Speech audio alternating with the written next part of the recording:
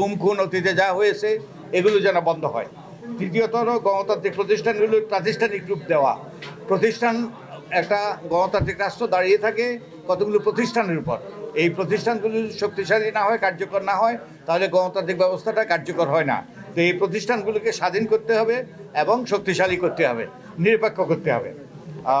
4 নম্বর হলো সাংবিধানিক ভারসাম্য পুনঃপ্রতিষ্ঠা। যে আমাদের শেখ হাসিনা পালিয়ে গিয়েছে কিন্তু স্বৈরাচারী ব্যবস্থা রয়ে গিয়েছে, এই জন্য কতগুলো কাঠামোগত সংস্কার করা দরকার, ভারসাম্য সৃষ্টি করা দরকার।